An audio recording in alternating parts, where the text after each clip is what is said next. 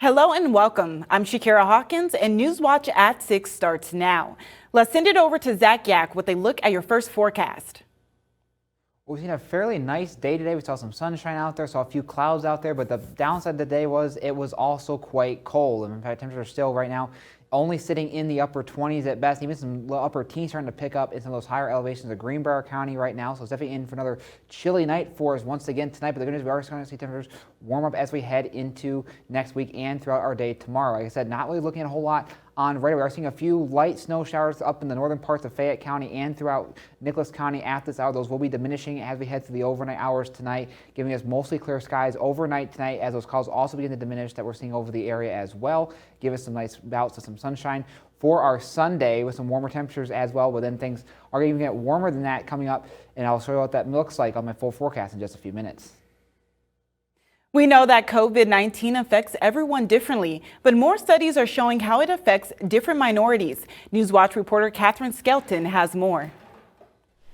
Research is increasingly showing that COVID-19 doesn't just disproportionately affect older people, but there are race and ethnicity disparities behind the virus as well.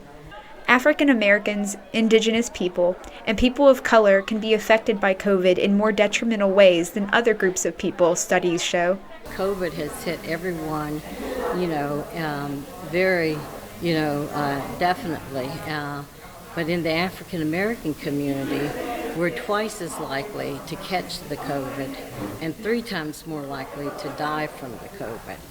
And along with the disproportionate effects the virus has had on these certain groups of people, there has also been an increased amount of hesitancy among them to receive the vaccine.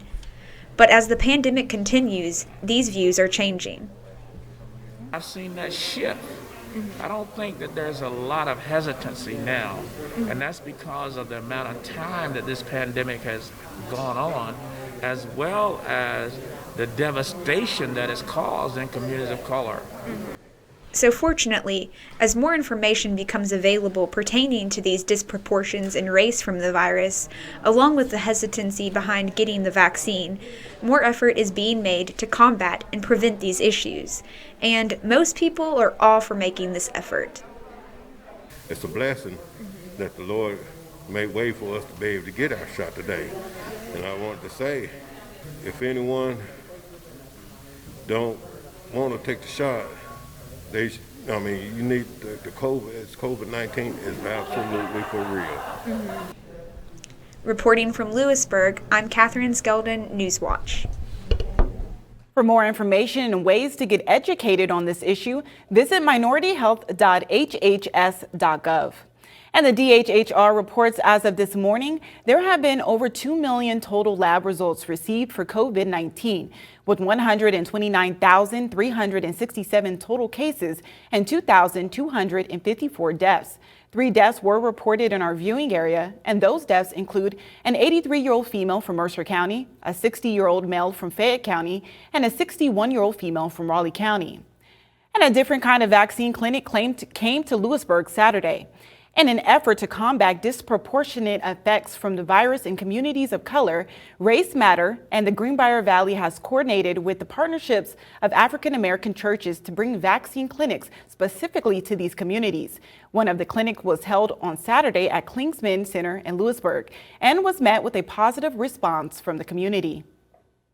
With the year, almost over a year, experience that not just our community, but all the communities around our country have had. I really feel like that this is the light at the end of the tunnel.